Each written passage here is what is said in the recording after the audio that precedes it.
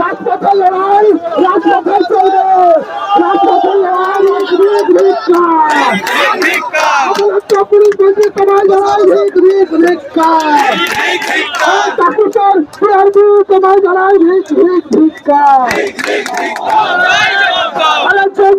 রাস্তায় কেন পিআরবি জবাব দাও, পুলিশে কেন পিআরবি জবাব দাও,